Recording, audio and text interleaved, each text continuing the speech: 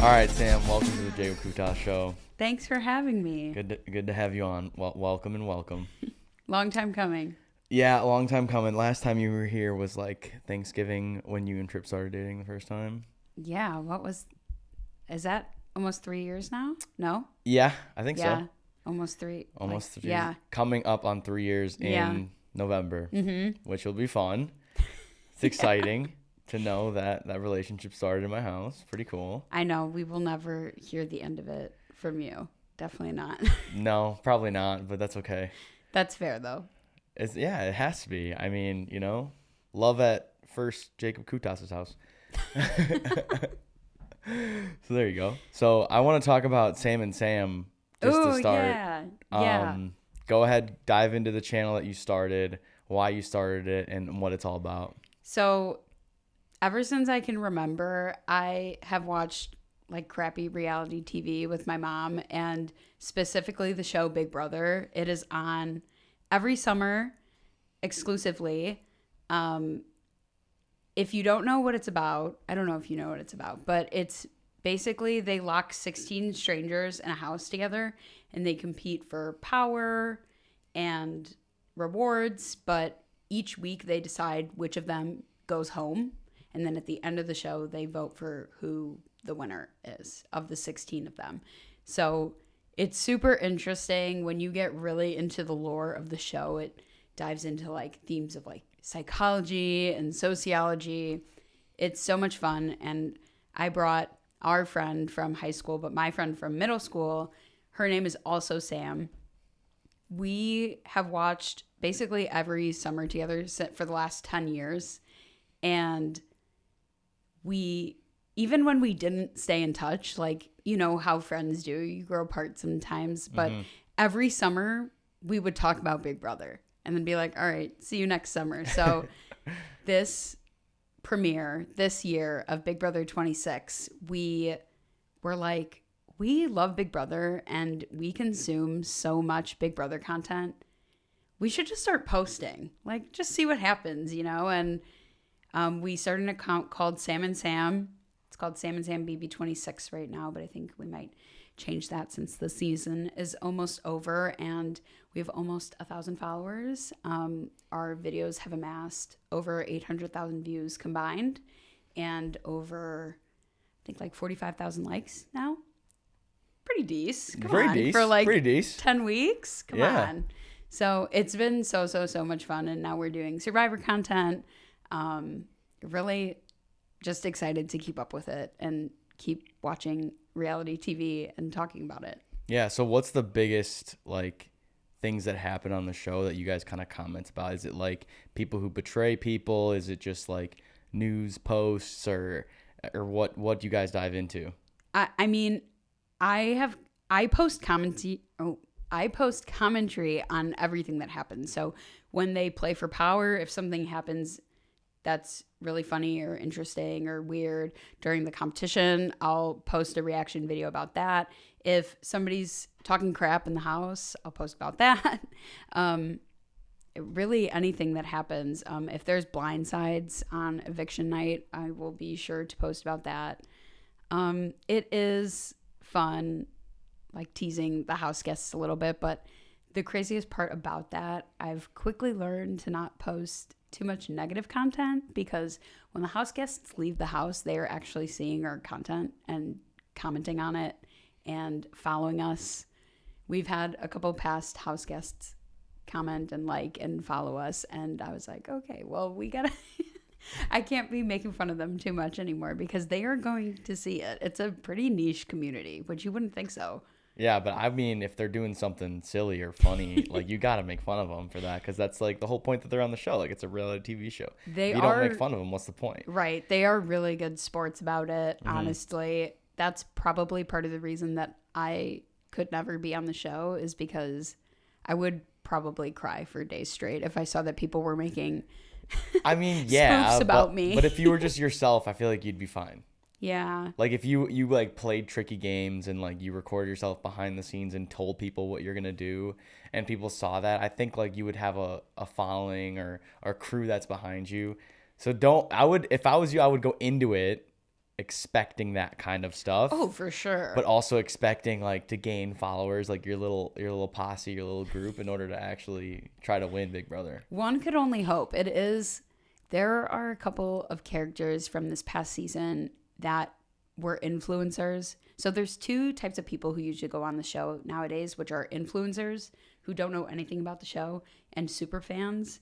And the super fans go into it with that mentality of I am playing to the viewers, I'm playing to the other super fans. I'm going to do the things that they like to see me do, and be respectful of that, of like the community and the lore behind it. And the influencers are just there to make sure that they have a bigger following once they leave the house. And sometimes that plays well for them, and sometimes we as viewers can see that immediately, and they start making thirst traps immediately when they leave the house, or launching their new brand or something, new and fit we're like, guy. okay, you were on there to get just clout in and general. we're like, okay, well, you did bad on the show, and now I'm supposed to buy your new product, or no, I'm not subscribing to your whatever. So interesting. So going back to, like, you talked about the power, like trying to gain power. Yeah. And then we talked about like playing games. So I kind of want to dive in. People that are going to watch the show might not know exactly what that is. So go into like power of like the house and kind of what that's about.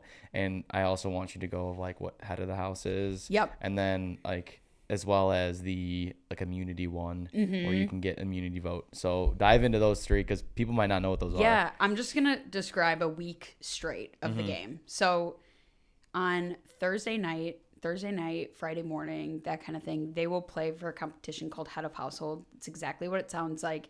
You compete each week for who will have the most power in the house. You have other perks, like you get a gift basket from home that has letters and pictures of your family, because you're cut off completely from the outside world.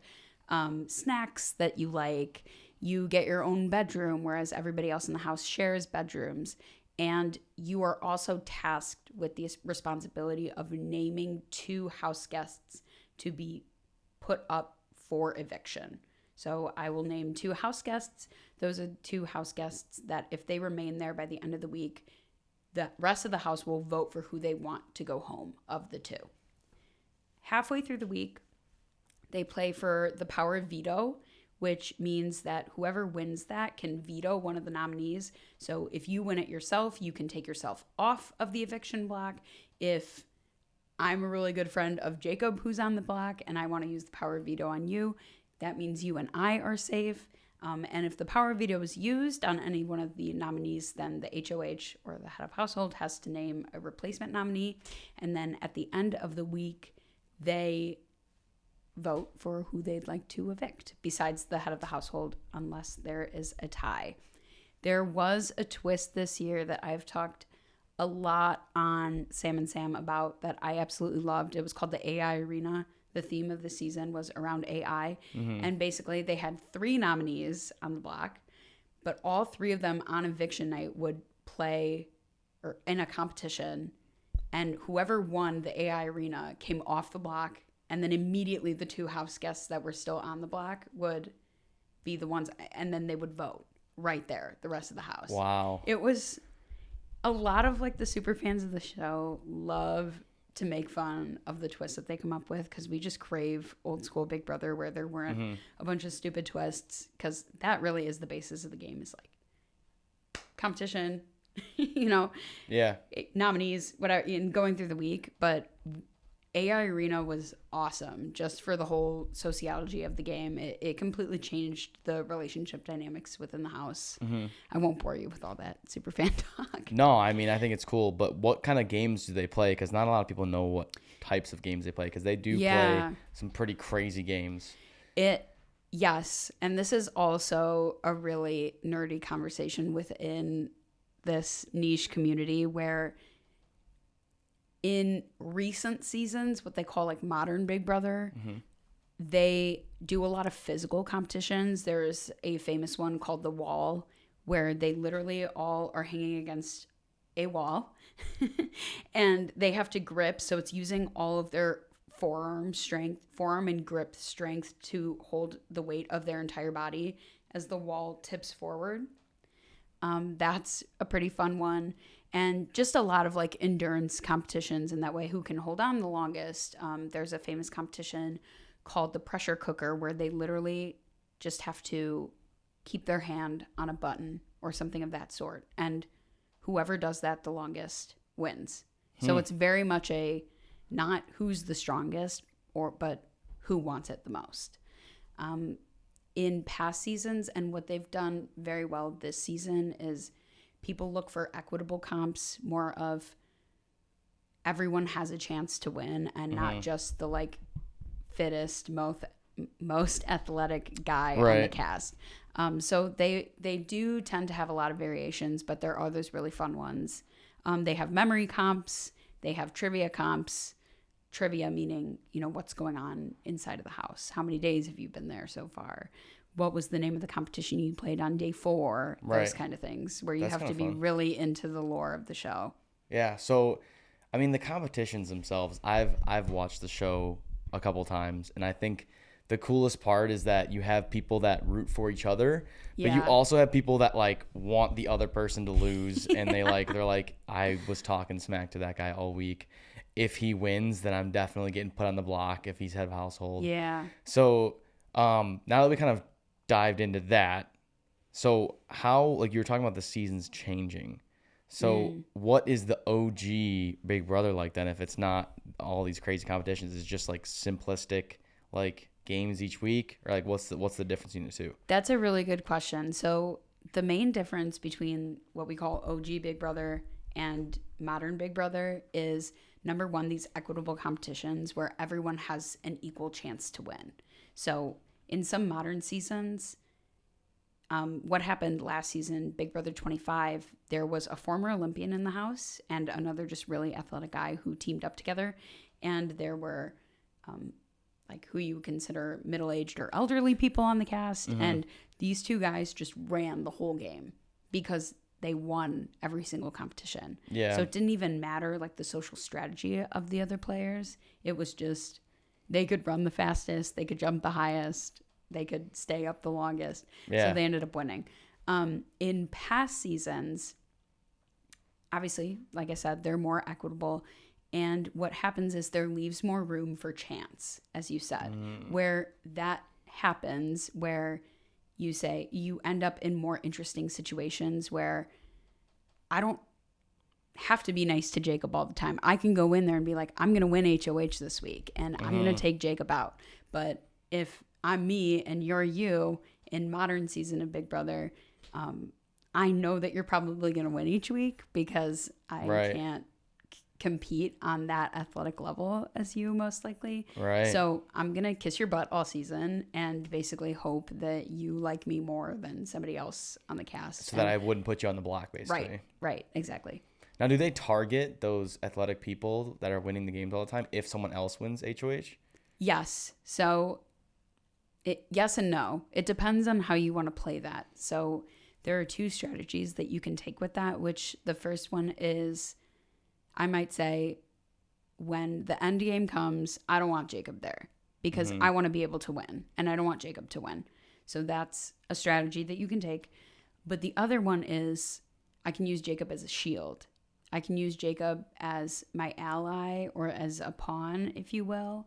Jacob's going to go in there and win all those competitions for me, and I'm going to use Jacob to make the decisions. I'm going to influence Jacob. I might, I can't think of the right word, but I'm going to get in Jacob's ear and say, you won HOH this week. I want you to put it up these 2 house guests, and then you're working for me. Yeah, you're basically manipulating. Yep. Yeah, that's the word I'm looking for. Yeah. And now, quick note, you talked about the final section of the game. Yeah. Which is a big portion. So end game. From my recollection, the end game is essentially there's plenty of people who've gotten knocked off on the block. They've gotten kicked out of the house.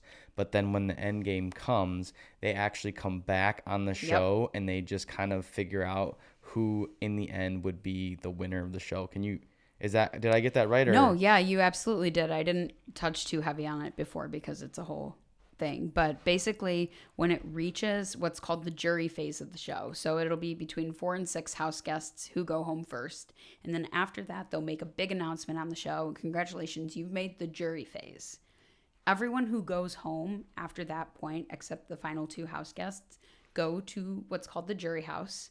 They are still in sequester from the rest of the world, so they basically are not playing the game anymore, but they're still a part of it, where they can't be influenced by the outside world. There's whole lore behind that too. They didn't do that in like the first 2-3 seasons. And when the show, and basically what they do during their time at the jury house is they reflect on the game, and the biggest thing that they have to do is decide whoever is in those final 2 seats, who are we voting for? Or what do we want to ask them? And then we can decide on who we'd like to individually vote for to win the game. So not only during the game are you thinking about, I want to use these people, or I want to get out these types of people. I want to work with these people. I want to build this power structure. You're also thinking about jury management. It's a huge part of the game, because we have seen countless times over the years these cutthroat, amazing, ruthless players get to the end. But the jury is so scorned that they vote for whoever else is there. Yeah, so if you destroy all of the people that are going to be represented in the jury's going to be like, no. Yeah. You were a jerk to me. I'm not voting for you. There's a famous player named Paul, and they got to the final 2 chairs twice. They are considered one of the most cutthroat players in all of Big Brother history. And each time they got to the final 2 chairs, they did not own up to essentially bullying the rest of the house. And that's kind of where I stand on that. Unfortunately, bullying is sometimes part of the game. It's sometimes how you take advantage of people and get what you want. But you have to own that. Once you get in those final 2 seats, you have to be like, I owned you, okay? I made you. But they neglected to do that, and the jury didn't respect that either time, so they didn't win. Yeah, it's part of the game though. It's not like the bowling you'd see when a kid's picking on another kid. It's more like manipulation of the game to get yourself further and to try to win the game. That's what you're trying to do. So it's fair play. I mean, I think anything in that game is fair play. I think the coolest part about Big Brother is some of the alliances you see and some of the sneakiness behind it. Totally. Like, people don't understand how much, like, those side conversations in, like, a room, like, where it's 2 secret people and they're like, hey, like, let's create a secret alliance. Don't tell anybody else. Like, I promise you, we'll get these guys on the block. We'll get this person on the block. Let's make this person HOH because they hate so-and-so, and then we'll help him vote out so-and-so. And it's like, I remember the biggest one was probably the cookout, you think? Or what was probably the biggest alliance? Ooh, that's a great question. 'Cause there's been a lot. So the first alliance that arguably changed the game forever was called the Brigade. And they were the first one. It was a group of 4, and they basically were the first alliance ever in the game to create what they call like the onion structure, where they were the core, and then they had outside people outside of each of them. So they had this layer of protection. So by the time it came down to the final 4 or 5, I think 3 of them were still left. So that was one. And then the cookout definitely was iconic for different reasons, where they were the first alliance that truly stayed loyal to each other until, I think there were 5 of them off the top of my head. Yeah, I think 5 of them. I think it makes sense. And they were the first alliance who all 5 of them made the final 5. I remember it being that way, yeah. Remember it was all 5 of them, and then they were like, we're the alliance. Like, yep. But then now it turns from 5 to, okay, it's a free-for-all. Yeah. It always does turn to that point, and it's because of the Brigade, where you have to be thinking about, okay, I have my alliance, but who's the core of my alliance? Once it hits that 5, who's going to take me to 4? Who's going to take me to 3? Who's going to take me to 2? Or who am I going to take to 2? Right. Oh my God, I could talk about this for hours. I just think it's so interesting. It is. I mean, there's so much strategy, and like you're talking about before, psychology and sociology, like the way you interact with people around you and how those interactions and comments and positive comments, negative comments, the way you carry yourself, act, like it impacts other people's voting in when they're head of house, right? When they're playing games, like it encourages people to push for that person to win so they get HOH so that you can have them kick off another person on the block. So, I mean, it's really, really cool. But so you'd say Brigade is your favorite alliance, or who do you think your favorite alliance would be? Who's my favorite alliance? Is there one this season? This season, let me be clear in that this season was probably my favorite season in all of modern Big Brother. Okay. But it was because the gameplay was just so atrocious. It was not good. Like they were unathletic and just like terrible? No, just like they were horrible strategists. There I see. is a consensus that there is like one player right now who has played the best game all season. Mm-hmm. She was a great player for her season, if that makes sense. Yeah. I mean, she's not going to go down in history as like the best Big Brother she's player, right? a genius. She manipulated everybody. No, right. She did well with who she had there. But that was the thing. Like they weren't afraid to fight with each other and call each other out and do stupid moves just to get more airtime. I mean, it was super fun. I don't know that I have a favorite alliance. Mm-hmm. I think my favorite players, honestly, were like lone wolves who manipulated people in a way into protecting them. Interesting. Yeah. So what season was that? So the first one that comes to mind is season 10. That's probably, sorry. You're good. Season 10, the winners was Dan Giesling. And the whole time he just was like, I'm going to come off as weak as possible. I mean, I think the story goes. It's just a strategy in itself. That's huge. So when it came to it, I think it was week 1 or week 2, he was on the block and he threw the veto competition because he was like, I need to keep up this persona of I'm too weak to be focusing your efforts on. Yeah. And how risky is that? I mean, that's insane. And he got away with it and he ended up winning the game. Wow. He's amazing. In a later season, I think it was season 13 maybe, he pulled off this move. You might have heard of it. It's called Dan's Funeral. Have you heard of this? I don't think I have. He was dead in the water. He was going home. He was on the block. His arch nemesis in the house won HOH, got him on the block. HOH's closest ally won the veto. And Dan had this same player, Dan, was replaying again. And he had lost, or he had like gotten a punishment where he had to be in, what is it called, sequester for 24 hours. I don't remember. Isolation or whatever. Yeah, I remember that now. He spent the 24 hours masterminding this plan. Walked out of the room that he was locked in for 24 hours, sat the house guests down and said, I'm hosting my funeral. I understand that I'm going home on Thursday. You know, and we're all like, what is going on? I mean, this isn't the Dan that we know that thinks of every situation. And basically, just to not talk your ear off about it, but he caused mass chaos where the house was in shambles, arguing, crying. Yeah. He brings the HOH, his nemesis in the house, upstairs and says, here's what we're going to do. We're going to work together from here on out. You're going to use the veto on me. We're going to get this other guy out, and I'm going to tell you why. And he pulled it off. Wow. Just like, how could you not love this show? Yeah. I mean, like you're talking about the psychology behind it. He's just playing games with your mind and just making the HOH turn on basically him being the nemesis to now we're an alliance. To now we're going to the end together. Yeah. I don't think they did not, but I mean, and the other part that I think people neglect to talk about too is sometimes you just can't control how others perceive you. Mm-hmm.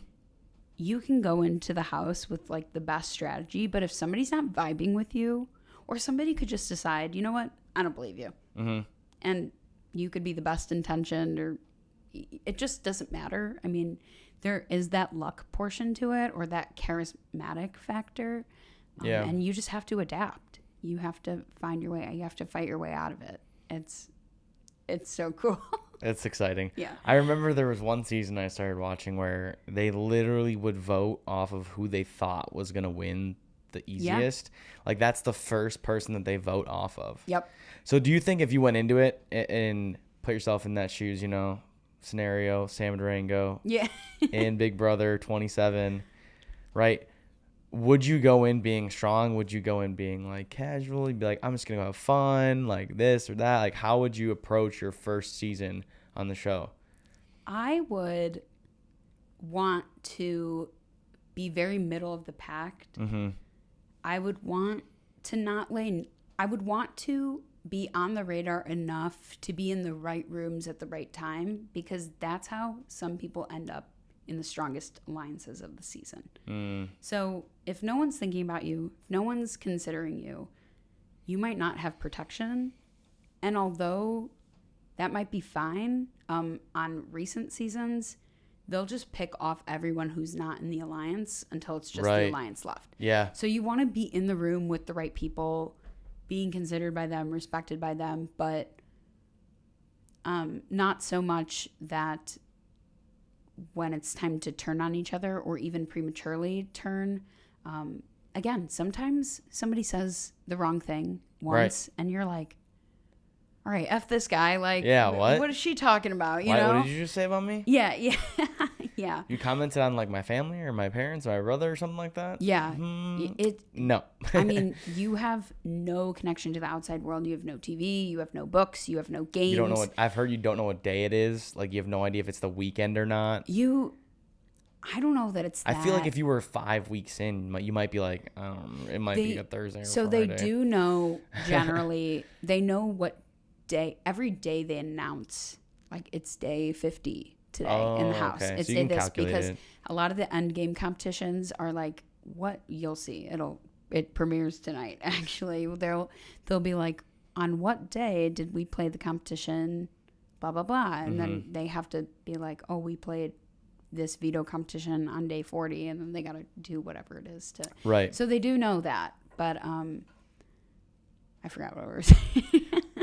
We're talking about them knowing or not knowing what day it was. Yeah, I mean, well, yeah, they but have you can nothing calculate going it on from, in there. Yeah. They can pull something out of thin air, and I watch this podcast religiously. It's called Rob Has a Podcast, where they talk about Big Brother strategy, and they say something that I think rings so true, which is, especially in that house and just like in social situations in general, if enough people think that something is true, it becomes the truth. Right. So somebody could say, Jacob was talking about you. Okay, well, obviously not in real life, but in the Big Brother house, if 10 people all of a sudden are like, Jacob's talking bad about everyone and he's a bad guy, but all of a sudden it's, in the eyes of the house, it is true. Yeah. Which is, I mean, it's, again, you just can't control some of those things, but then you as a player have to adapt. You have to figure out, like, I didn't how mean am I that, going to combat that, yeah. or how am I going to get out of this situation? Aren't they all like hanging out with each other all the time though? Yeah, they are. So wouldn't they all kind of just get intertwined? Like, they wouldn't be like, oh, he's talking bad about you, but it's like, wouldn't you be able to talk to that person right away and like squash that, or do people just avoid that kind of stuff? It depends on the person and their personality. It depends on, I mean, just in real life, even if you live with somebody every day, like in that, sometimes you just don't vibe with people. Yeah. Sometimes you just don't like them. And or you get too much of them and you're just like, I can't handle this anymore. Yeah. Sometimes some people are just so exhausted by the game that they're like, the money isn't even worth whatever in this moment. Yeah. Sucking down my pride and going over there. I mean, it becomes your life for how long is it? Like 60 days or 90 days or? Oh, I think the longest season was 100 days. Oh my. I think it's like a Mr. Beast competition. God, Mr. Beast. But you're not making $100,000 a day. You're making, what is it for the prize for the end of Big Brother if you win? Right now the grand prize is $750,000, which is a lot. Yeah, that's pretty. I mean, that's a decent amount. mean, there was a house guest early on in the season who kept complaining that he wanted to go home, and everyone was like, he's like, I have like young kids at home. Right. I want to see them. I miss my wife, which, okay, valid. But also you signed up to be here. Sorry. Right. And that was everybody's reaction to that. And the house guests would be like, okay, but you're playing for $750,000. Like, I think your kids will understand why At some you were point. gone Right. if you come home with that money. And he's like, my family's more valuable than $750,000. My family would be livid with me if I was saying that on TV. They'd be like, keep your butt on that show, right, and come home with some money. Yeah. So like it would be win or nothing, first of all, because you got to win. You got to, if you're doing it for your kids, you got to do it for your kids, first of all. Yeah. Because if you go home and you bring $750,000 home to your kids, I mean, you're paying off your house. Oh, like, yeah. You're getting yourself situated so that you can spend more time with your kids as they get older. Yeah. Like, even if you have to work, you can still spend more time as they get older because you have this, like, big lump of sum of money that you just got from playing a game show. Yeah. Like, you can retire 10 years earlier, I'm sure, if depending on what age you are, obviously. But, like, I feel like the perspective has got to be there, though.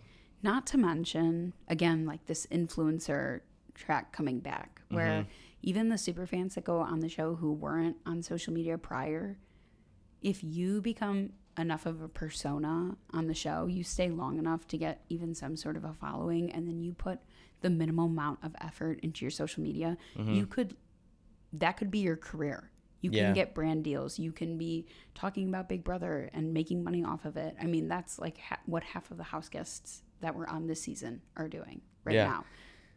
I could see that. I mean, you get the following from there. You start it off. You sell some merch. You comment on the future shows, or you talk about like relationships you've had, or you buddy up with somebody. I think it was, who was the people that you guys made the video about, the workout video? Oh, Matt from this season and Matt from last season. Yeah, okay. Matt and Matt. So like you could do that where Matt and Matt tag up and they do that video, they do that post, they do all this fitness stuff, and everyone's like, oh, like I want to be like them. Yeah, or, oh, they're posting thirst traps, or now. You know, like they could use their audience that they gained from the show and say, now I can do whatever I want. Or literally like whatever I want. Literally actors, or they can dive into anything. Yeah. Like they can open up more of that like C-list celebrity vibes.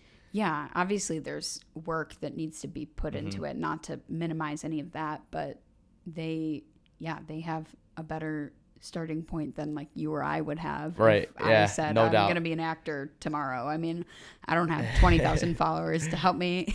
To help me get there. I mean, it's the building of the fan base, and then also like the popularity, and then like the recognition. Because if they go into a TV show or a movie or anything, it's be like, oh my God, that's Tim from Big Brother. Yeah. That's Sam from Big Brother. Yeah. Oh my God, she's on the show. I loved her. She's great. Yeah. She's on the show. Send it to my friend. Now come watch the show. Sam, our favorite Sam character from Big Brother, is on there. And then it just spreads. And now all of a sudden you're not Sam from Big Brother. You're Sam from that show. Right. Yeah. And then you just, And then you just continue to build. It's like, I remember Donald Glover, Childish Gambino. Yeah. So he has a YouTube channel called Derek Comedy, which is the original Donald Glover. No way. So he posted on there. The videos are old YouTube funny. I gotta look that up. They're very brutal for young kids, for sure. Okay, fair. Definitely adult humor. Yeah. But it is really funny. And then I saw like 3005, I think, come out, or one of his songs come out. Yeah. And his like first songs. And my on friend, that channel? No, my friend sent it to me. He sent me the song, a picture of the song. And I was like, oh, hey, that's the guy from Derek Comedy. Yeah. Like, that's the guy from Derek Comedy YouTube. And my friend's like, what the heck is that? Yeah. And I'm like, I've never heard of that. I was was like, shocked. Yeah. So I was like the original Donald Glover fan from YouTube. And then he went to music. And then I was like, he does music? Is he even good? And I listened, and it's 3005. I mean, so good. It's so good. I was such a big Childish Gambino fan in college. And then during COVID, I started watching Community. And this is also, Community is my favorite show. That is something I could also talk about for hours, is like the genius behind the show Community. And obviously I knew it was the same person, but I just think his whole story, and like his talent is insane. It's ridiculous. How multifaceted he is just ridiculous. It's not fair for one human being. Yeah, well, I mean, he got that base from Derek Comedy, went into Yep. music, and now it's Childish Gambino music, and He now does he's in stand-up. acting, and he does his stand-up. yep. Well, his stand-up definitely came from his YouTube channel. His YouTube channel Right, is right, hilarious, but he's but developing yeah. on the track. So it's like those Big Brother people could get to that point where they're Sam from Big Brother, and then there's Sam from X TV show or whatever, and then There's Sam from Jacob Koutas Show. and then the comedy stand-up, and then there's the big movie or whatever, and famous actor, you know, because some That's people, my career trajectory. Did you not know that? hey, if whatever makes your boat float. So, you I'm know, just kidding. I mean, because some people don't get their like legendary roles until they're older anyways. Like, Yeah. I mean, you look at Breaking Bad and what happened with them. Like, yeah. he was an actor, and What's his people name? he was recognizable. Yeah. I don't know. I just know him as Walter White. He's the I goat. know. I know his name. And Jesse Waters. No. Jesse Pinkman in the show. Jesse Waters is a Fox News analyst. Jesse Pinkman. Jesse Pinkman. Yeah, Walter White. And now they're best friends, first of all. I love that. And they're also like blown up all over, and everyone knows who they are just from one show. Yeah. But like, I mean, you look at how old he was when he got that show. It's like all of Never the give years up. prior to Yeah. that, acting and just getting small pieces in TV shows and this and that. Like it's coming. Like it might be later on. Like, I mean, Yeah. even if you look at some of the professors from like Harry Potter and stuff, Yeah. like you got to just keep grinding and it'll show up. So I hopefully love that. their I'm Big listening Brother to the is- audiobooks right now. So Yeah, they're good. They're coming out with a TV show now too. I know. I'm so excited. I bought my boyfriend and I were gonna go see The Cursed Child. The play? Yeah, in November. I've I'm read such like a Harry half of that Potter book. The Cursed Child. Yeah. It's such a fast read because it's written like a screenplay. Yeah. I mean, I'm not a fast reader by any means, but it is like you could finish it in 2 hours. Really? Yeah. Are you sure this is For the same sure. book? Cursed Child. Yeah. Yeah. I thought gold mine was longer. Yeah. Mine was like I mean, it's 250, 300 long, pages. but it's like the way that it's spaced out because it's written as a screenplay. Oh. Yeah. It'll, Interesting. I just remember Maybe reading I'm it just and it was like a super, super I fast think you're reader. a fast reader. Yeah. I'm just not a really I'm good. very I'm just slow, really but it's good at okay. reading. It's okay. But no, that book is really good to read, and I'm sure the play will be good too, but it's basically I'm so his excited. Harry Potter's son goes back in time and essentially Don't spoil it. Voldemort I mean, comes I wrote it. comes back essentially spoiler because he's back warning. in time. I get so much hate on Sam and Sam for posting spoilers. But Yeah. like that's the premise of the book though. That's like the basis Oh, of it. I post updates after an episode is aired, and people come for me in the comments Because they're like spoiler. Because they're like, spoiler, and I'm like, it Didn't you- just don't aired you live. say- Well, after it airs, I'm like, this is free. This is free to talk about. And Yeah, I would still people give will a couple and then- days though. Don't you Oh, don't you well, tell them now though? you're now you're feeding into that. Thank you. Well, I mean, don't you just say, "Hey, Big Brother spoiler alert." Like Thursday night is live, and that's when they will evict somebody. Mhm. So then I'll post right away, like blah blah was evicted, and they're like, "This is a spoiler." I'm like, Yeah. "It just was on TV." Like when you're watching The Bachelor, are you not allowed to talk about who didn't get a rose? No, for you're 2 definitely days? allowed to You're talk allowed about to it. Talk about it. So But why I'm am saying, I not like, allowed to talk about it? Yeah, I guess the people should just avoid the spoilers. That's what I'm saying. Don't go on TikTok. Yeah. But whatever. I mean, I did that with I did that with now do Marvel though. spoilers. I did it with Marvel. Every single Marvel movie that came out like before Endgame, I would just no way I would want to see a spoiler. So I actually shut off all social medias for 2 days because it came out Thursday be night at like committed. 8 or whatever. Yeah. And I was watching it on Saturday night because my buddies were like, okay, we have to go see Saturday night. I can't go the other days. I was like, okay. So I literally deleted all the social medias. I looked at 0 text messages. Like Yeah. if you texted me, I didn't even Not look the at it. texts. No, You can seriously. do texts. I was like so dedicated to it because I didn't want any spoilers because I know that people are going to be like, oh my God, did you see what happened in this movie? Blah, blah, blah. Like, this is going to be like crazy. What are they going to do with this character? And I'm like, I don't want nothing to deal with it. So That's commitment. I went complete mute, and it made the experience a whole lot better than what it was. The one thing I did want to happen with like the Marvel film, sorry to go off a little tangent here, but when they did Endgame, you know how they like put out a bunch of trailers and stuff and kind of leaked a little bit of what they're doing in the trailers? Yeah. What I wanted them to do, because you didn't know what was going to happen in Endgame. Like no one had any idea. I wanted them to just do trailers of like the past of all of the characters that either passed away or were still alive, and do 2 different videos. So like one with people that all were like killed from Thanos and ones that weren't killed from Thanos, and just do a collaboration of their movies, of their clips in the past, and then do nothing of the movie. Yeah. And then it would be that. and then like people can't make any assumptions, and it's like total mystery, and then the first night hits and everyone goes absolutely nuts over the movie. Yeah. Right? Because you don't really, at that point, the Marvel fan base is so large that like it doesn't matter. But I think it might have been like a regulation thing where they had to show a certain percentage of the actual movie in there or some sort of things. Because it's like the movie posters where the movie posters have to show like all of the actors that were like part of the film. That's why movie posters look so cluttered with just a bunch of faces. It's so stupid, but it's like part of like the requirements for film. Yeah. But if they did that, I felt like it would have been such a different type of culture to a movie, and it would have brought a new aspect, and I think everyone would have appreciated the movie more not seeing anything of it, knowing absolutely nothing, going in there and truly experiencing the first. Yeah. I'm not as much of a Marvel fan, but I don't think Deadpool's in the he's not in the Marvelverse, is he? Yeah. Or is he? Technically, yeah. The first Deadpool the second one, sorry, didn't they do something where, because information would leak, didn't they film a bunch of extra stuff that wasn't real?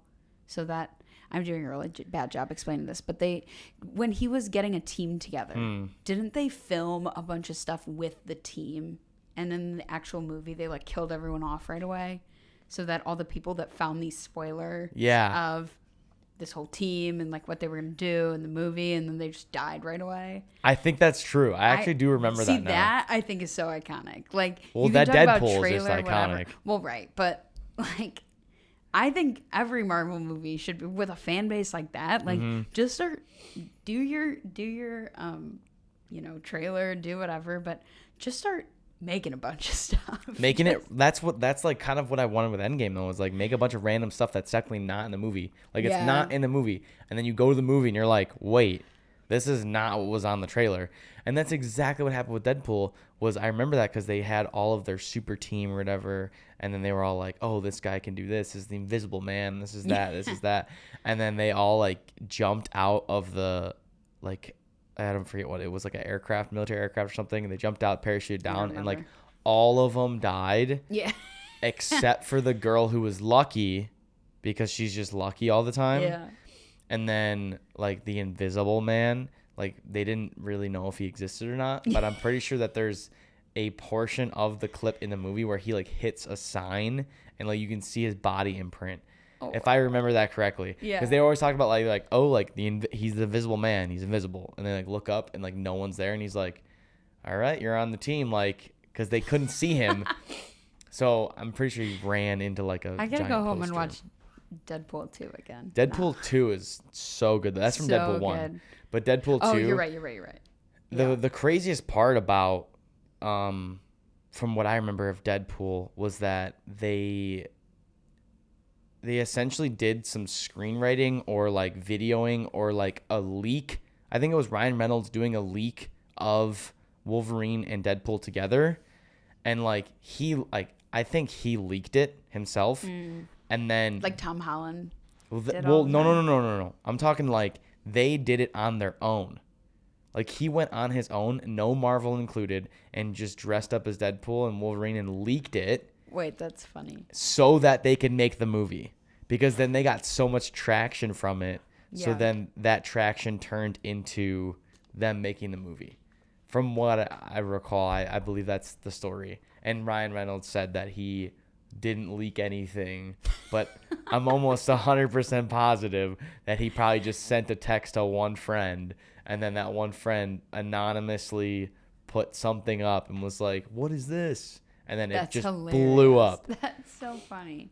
But it turned into an amazing movie, which is Deadpool 2. So yeah, that's awesome. I loved it. So yeah, the Marvel Cinematic Universe right now is definitely kind of going through like a rebrand in terms of their superheroes.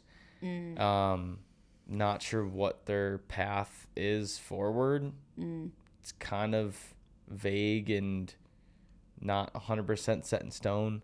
Because I don't know what you heard about Jonathan Majors, I think his name was. I'm not super into the Marvel universe, so I don't know. Essentially, he got arrested for domestic violence against his significant other, and they were gonna roll with him as the newest bad guy, and now he is definitely not the newest bad guy.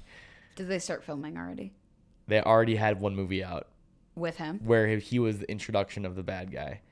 Yeah. Did they do the what do they call it when you put somebody's face over?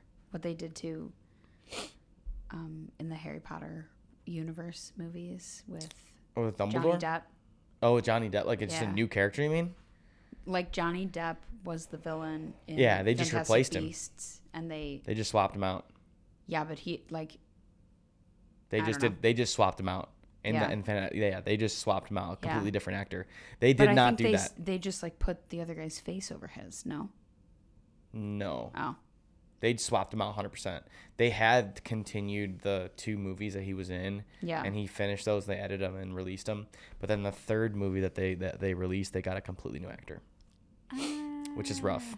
And it's just so unfortunate that like they just didn't have patience to wait out what happened, and then like Johnny and I mean, I get like I get it, you know, like not wanting to like reward that behavior and not wanting to shove it under the rug, but like just how unfortunate that it has to like that they have to do that, and then it like ruins the experience of the fan base. Does that make sense? Like I don't want to minimize domestic violence by any means, but it that's not what the result was though.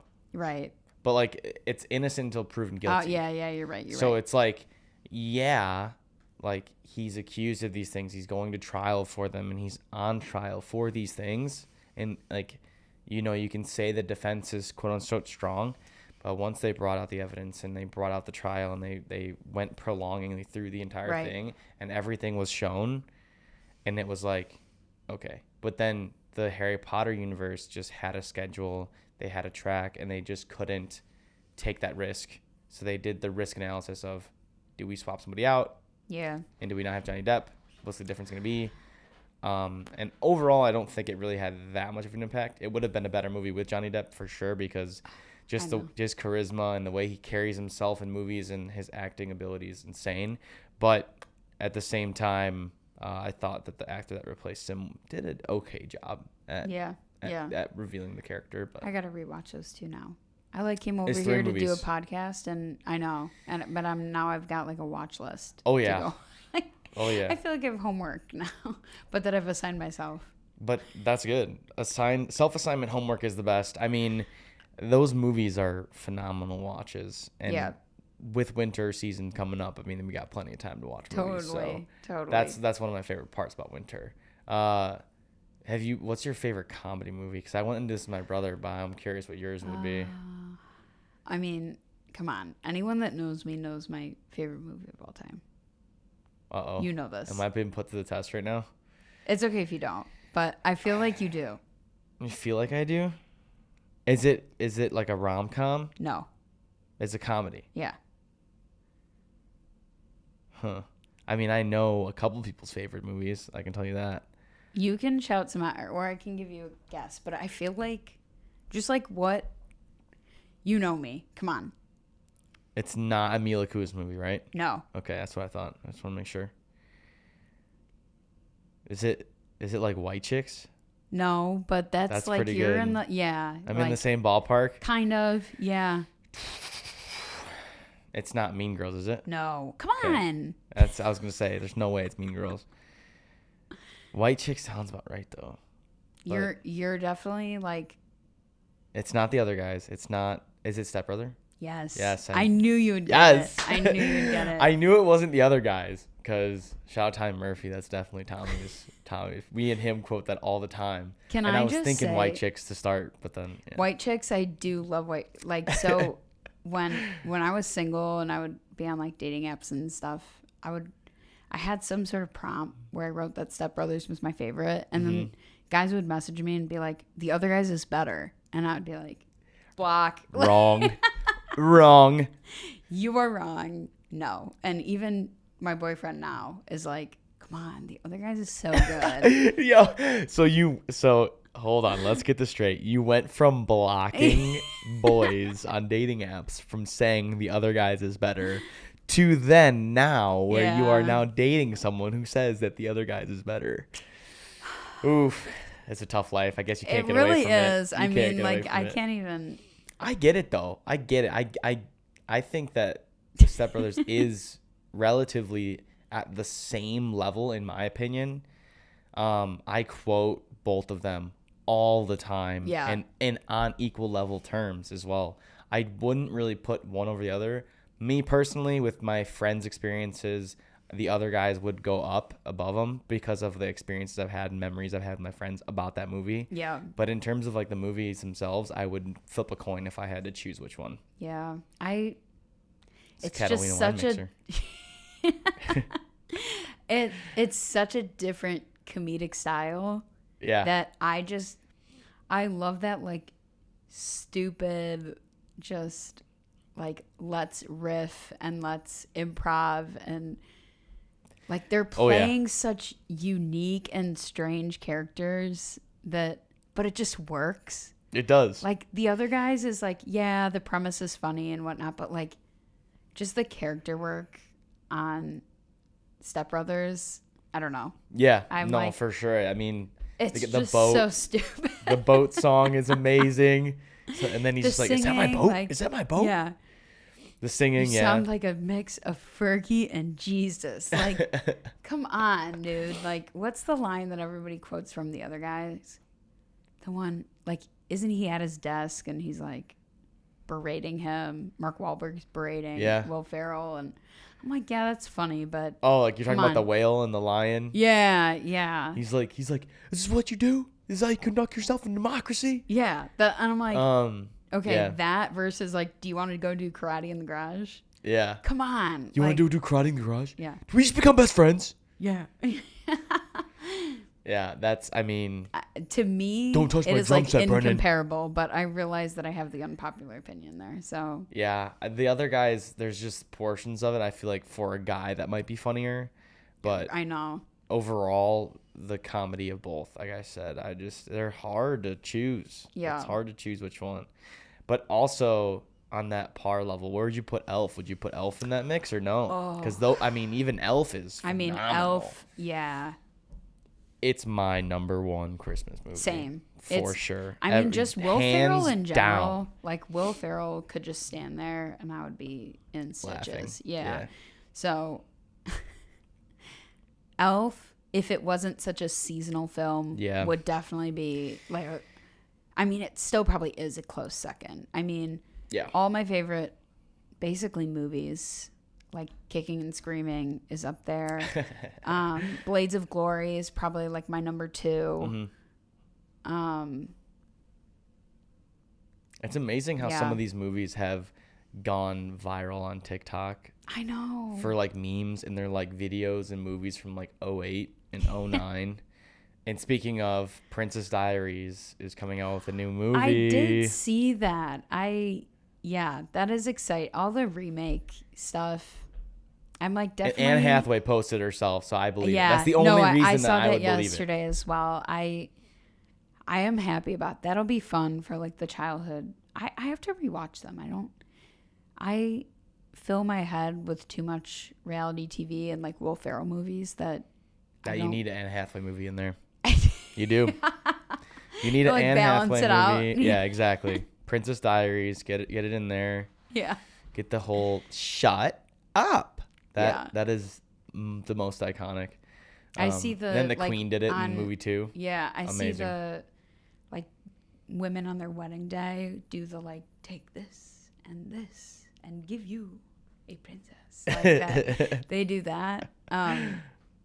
Which you will never catch me doing that. Putting No. up 2 horrible pictures of myself on my wedding day. Absolutely not. No, definitely not. Only 2 good ones. Right. Just like really good one, And a really, really good good one. one. And then I look even better and you didn't even think that I could be capable. Leveled up. Right. Level up. Exactly. Level 1, level 2, level 5. Exactly. No, I mean, I'm excited for it. Princess Diaries is definitely one of my favorite, more on like the girly side movies. That one, Yeah. and then like Mean Girls as well. I feel like it's a little bit more girly, but also Mean hilarious. Girls is just like iconic. It's even if you don't like it, you have to appreciate its writing and the actors in it. How true it is too sometimes. I didn't watch the new Mean Girls. I didn't either. But I did see clips of Renee Rapp's version of Regina George, and to me it just like I didn't have an opinion on her version just because I didn't actually watch the movie, but Right. it just solidified for me how well Rachel Adams, right? Or is it Yeah, Rick Adams? I think Isn't Rachel Adams. Girl from the Notebook, right? Yeah. Yeah. How well she played Regina George. Oh yeah. I mean, Her diversity as a character in movies is crazy. I mean, going from the Notebook to Mean Girls, it's ridiculous. she's awesome. Yeah. It's she's- like you look she's pretty. great. You look pretty in the chest. Oh, thanks. Oh, so you do think you look pretty? Oh, That's so iconic. that brought back like horrible memories from junior high and high school, and that's why I had to be like, okay. That's girl. why it's Yeah. so good And because that's it's why like good so because I'm like, true. I have met a million girls like you. Exactly like that. Yeah. Yeah. And the way that they like art portrays life and life portrays art, like that whole dynamic. Yeah. That movie is one of them where the art definitely portrays life in like middle school and high school, where Yeah. you always have that one chick that's always like that. I have read some like not theory, but some analysis that people have done on that movie where they say that the goth girl is the real mean girl of the story. In the group, The or you're talking about like, you know how it's her friend, like, so it's the mean girls, 4 mean girls, whatever. and then the big fat guy, the goth girl. Yeah, and they say that the goth girl Is actually the mean girl, and it's not Regina George. How do they get that basis then? I mean, I won't do the. Well, let's dive theory. into it.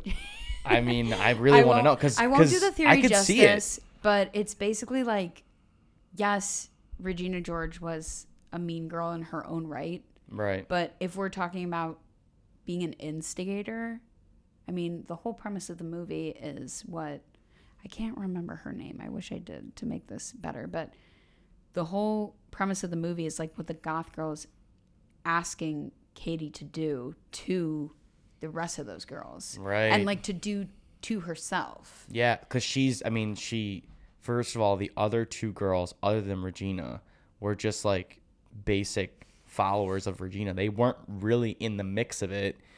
Like the one girl was not smart at all, basically. And she Yeah. was just kind of following along like, oh, okay. Like, Yeah. you know, so like doing anything to her would have been like, she's nonchalant. She's not necessarily doing this on purpose. She's just going with the flow. Yeah. And the other girl was just trying to be like Regina. Right. So I guess you could kind of put some fault on her. But like them attacking Yeah. those 2 girls was also kind of mean because it's like I could see that aspect of it, of the theory. Yeah, I'd have to like reread it or rewatch the movie to like fully remember the But argument she put behind pranks it. in there. I mean, she did like the chocolate Right, thing the foot and like cream the and the making her gain weight. Like that's The bloating Regina one. wasn't doing that to other people. right. She was like Just verbally and emotionally manipulating and degrading people, but she wasn't physically or changing people's. like. I mean, that's she physical was, though, Can I right? swear really quick? Like Sure. she was just a like Regina George was just a but the other girl was like going out of her way Right. to make other people's lives worse. Right. You know? Like, I agree. I mean, I can see that's why she would be the mean girl. yeah. That makes total sense to me. Yeah, I mean, there's a lot of crazy theories. Do you know Star Wars at all? Not as well. Like, Yeah, then you kind wouldn't. of, but But you know who Jar Jar Binks is? yeah. You do? Yeah. The crazy monkey, crazy nuts kid? Yeah. So the theory is that, you know how like Palpatine, whatever, becomes the famous dark wizard and dark lord, whatever, and takes over everything with Darth Vader. So they actually had proposed that Jar Jar Binks, this is a theory, that Jar Jar Binks was the Darth Lord. So like they're the same person. No. Like they re-scripted him after the first movie because he got so much hate from the fan base. They were like, who is Jar Jar Binks? Like, this dude is lost. He's from nowhere. No one knows who this dude is. He's nothing. Like, he's such a bad character. Everyone hated him. So they wrote him out of the story. But there's a theory that he was actually the Darth Sith Lord that they were all looking for. And wow. if you put in the perspective of the battle that happened with all the droids, it's actually him manipulating, using the Force, and getting lucky out of all of these situations to become a general in the army. Lucky. But actually it was him using like the Force and using powers to manipulate everything around him, to push the bomb this way, to move the droids this way. And if you watch it in that perspective, it's actually crazy. That's so cool. I love that. Like, I eat this stuff up. I love this kind of stuff.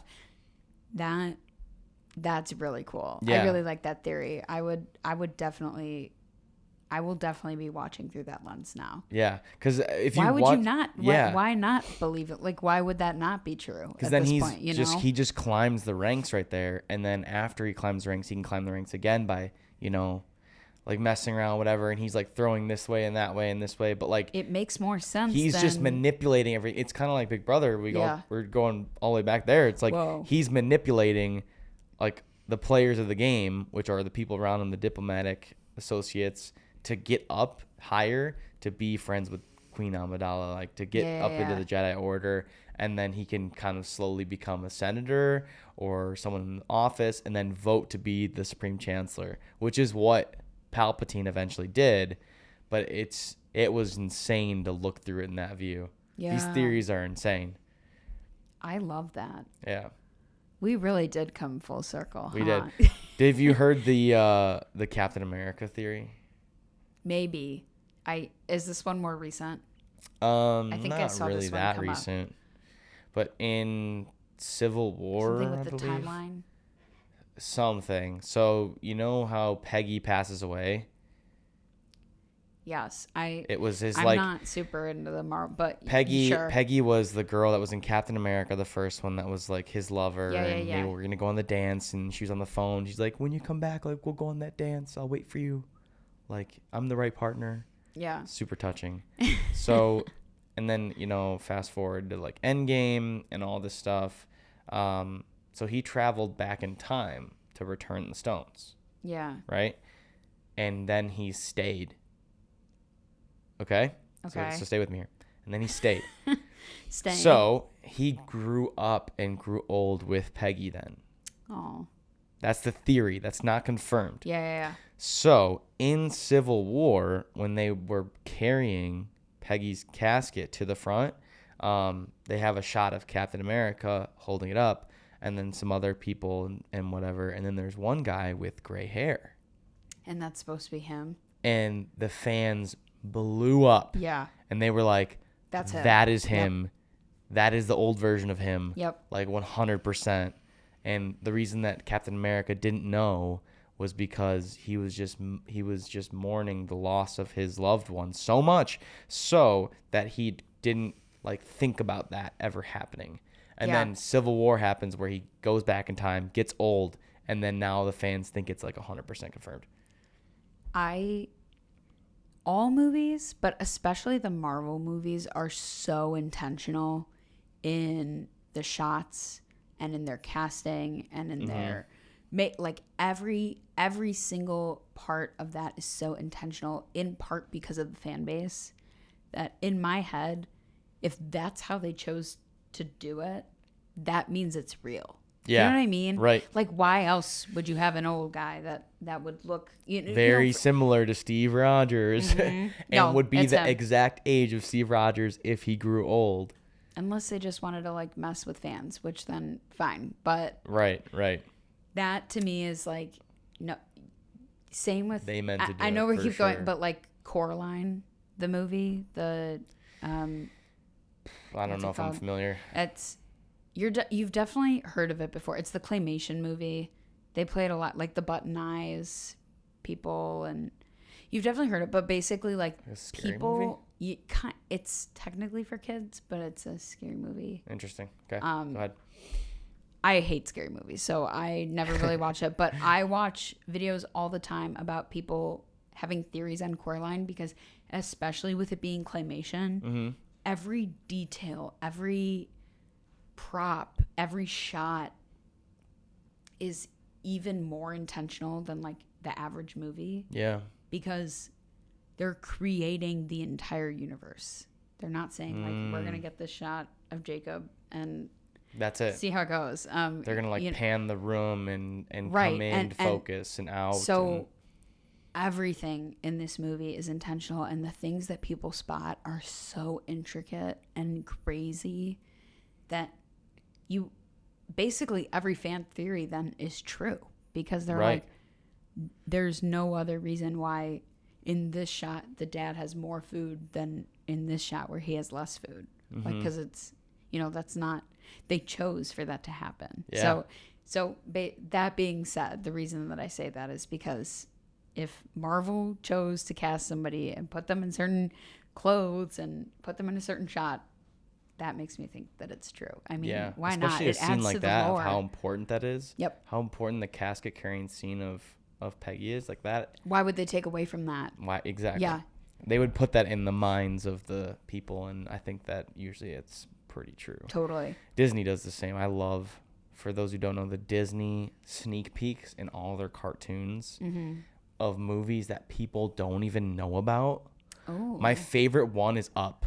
So in Up, when he goes and flies away, there's a scene where it's in the apartment of some little girl's apartment, some little girl's room, and on the floor on the bed is the teddy bear from Toy Story 3. Yes. And like yeah. they just And throw they have like all a this car stuff from yeah. Cars and like another movie, and yes, Yep. They I know have exactly what Wally you're from talking about. iRobot. He's like cleaning up trash in one of the movies. Yes. And in like Toy Story they have I think in Toy Story where they have Wally.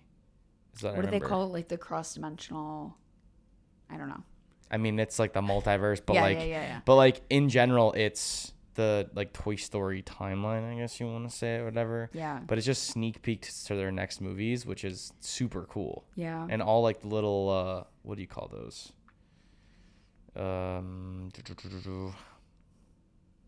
Not sneak peeks. Not spoiler? like not Blue's Clues. That's the TV show. But it's like that. It's like a clue. well, what's the other term for it? It's like a I think we got sneak peek, spoiler, clue. but there's like a term for it though. I just can't think of it right now. I can't either. But it's just like a clue for the future of a movie, which is like Like a forecasting or yeah. I know what you mean. It's on the tip of my tongue. I just can't say it. I know. It'll pop up to me in I 10 know. minutes. I know. I'll be laying in bed tonight. I'll be like, this is it. Trip. What? I'm trying to sleep. Oh, he won't wake up. He just sounds like Yeah. That's awesome. Yeah. So I mean, even that is just so awesome that they just put these little small things in. It just makes cinematography so much more, just enjoyable. Yeah. It's fun to watch. Even if you're not a fan of the franchise, I just like, even for me, not being a super big Marvel person, I have so much appreciation for like little details like that, or Yeah. for Coraline, that I would never just sit down and watch that movie on my own. I still love getting into all of those different, like, it's all intentional. It's all on purpose. I Yeah. don't care what anybody says. And even if it's not, it still makes it fun. It still makes it a good movie. Yeah. Yeah. There's apparently a movie coming out. Sorry, we're nailing entertainment here, left and right. I love it. Apparently, there's a movie coming out that was shot solely on the iPhone. That's being released in theaters. Oh, I've heard of like music videos only on iPhone. Yeah. There's a Tate McRae music video, like Lady Gaga has You Broke one. Me First. Yeah, is hers all on? It's literally, this is what she did. She got a message from a manager and said, I need a music video so we can post it on YouTube so that it can be an official record, whatever. Yeah. She's like, okay, give me 20 minutes. Takes her phone, takes duct tapes it to the front of her car, and then puts it on record. So it's just like facing up. Has her friend like drive or something? And her friend is just slowly driving, and she just sings the whole song in a Walmart parking lot. That's awesome. It is awesome. It is literally the lowest production. I'm sure it has over like 5 million views. Cool. Yeah, You Broke Me First by Tate McRae. It's just talk about an ROI. I know. Literally just like she was just like, I don't know what to do. Okay. And then she just tape car, drive it super slowly, and just like she just walks, and it's like cold outside. It's like moody, like there's clouds. Yeah, especially with Gen Z nowadays. I work in marketing during the day. So, especially with Gen Z, even myself, I have so much more appreciation for something like that than a multi-million-dollar basic sort of production that I'm like, yeah, duct tape your phone. You're just like me. Yeah. Like, yes. I know. It's just like that relation. I want somebody to do like a Billie Eilish photo did that. booth on on a MacBook. Yeah. A music video. That would be awesome. Well, Billie Eilish basically did that with her music video. I forget which one it is. She basically had a concert though. I don't know who the other guy is in the video singing. I'm guessing it's like one of her producers or someone on her. Is it her brother? It might be her brother. Phineas? It might be. Yeah. But like it's just them at a concert and they're singing the song, and it's just like them singing, and he's singing too. Like he's singing the song and he's like in the music video. Him. Yeah, it's probably him. So it's just like them singing, and it's just that's the whole thing. It's just, and then the camera doesn't cut. It just like rotates and just walks towards them. See, and I appreciate that so much more because that's more raw, if you will. More original. It's more real. It's not you waited for the perfect take. You just did it and upload it. Just like us. Just like us right now. Well, there's also some pretty cool music videos that are out there. Like, I mean, I think the This Is America music video was nuts. Another one that had a bunch of and it was continuous as well. Everything in there was intentional. Everything was intentional. There's theories about like the horse in it. I don't remember all of them because it's so long ago. What are some other good music videos? I feel like I don't watch music videos as much as I used to. Have you seen Lamborghini High by, I forget who that is. I don't think I have. That music video is the most insane, trippy, like. You know what a good one is? It's crazy. Or Lamborghini. Save That Money, Lil Dicky. I don't know. I don't think I've seen that. So, do you know the song? Yeah, I've seen that so music video. he opens it by going up. He knocks on the door of mansions and he's like, I'm a rapper. We're making a video about saving money. Because, rappers rap about spending their money. So we're going to save that money. And can we film in your house for free? And like all of the stuff that he's doing in the video is him being let into places. And just for free. I think one of the shots, awesome. I think like another rapper, maybe it was like T-Pain or something like that, was shooting his video. So they're like, can we come on set? And just hop on? Hop on your set and just like do a couple shots. And I remember that song though. Yeah. I did not know that story behind that. That's yeah, really cool. And you gotta watch. I like him. He's cool. He got really meta, but with all of his show on Hulu and stuff. But that music video is a good one. Yeah, even like the Chris Brown one where they like swap. Yeah. Like that one's cool. because it's like free. It's Freaky Friday, and the original reference was Freaky Friday the movie, where they like ate that one's coming out with a sequel. Is it? Yeah. They cracked open the was it the Chinese cookie, and then they just swapped bodies, and then like it was like the mom like rocking out on the guitar. I was switching back. Yeah, like that was great. And then it's like Chris Brown, and Chris Brown has to sing like he's Lil Dicky basically. Very interesting movie or music Walking video. down the street and again. Walking down the street and ain't nobody know my name. I know, and it was like, I just think that perspective and that is also a good. That's portion of that that's raw. That's like relatable. It's like it's funny first of all, and comedies. I think it's hilarious that song was popular. I think we were juniors in college at the time, and that was the song that like I was belting at the bar. Yeah, which is hilarious. I'm gonna go and see a movie and relax. Like relatable though, like low key. Instead of like shots, you know, like right, doing like I'm like, and everyone's taking pictures with you. And up in Christmas. I know. So you gotta make sure you won't get them. Get what? Like that you can keep all those clips of me singing the song now. You might have to cut them out. No, we're going to actually have you do a full session of you just singing everything. On the iPhone. We're going to record it with iPhone. Raw post it immediately after the song comes out, so it's a spoiler. Yeah. I have an older iPhone, so when I hear these things like music video on iPhone, I'm like, what iPhone? Because mine, I cannot. Could not, yeah.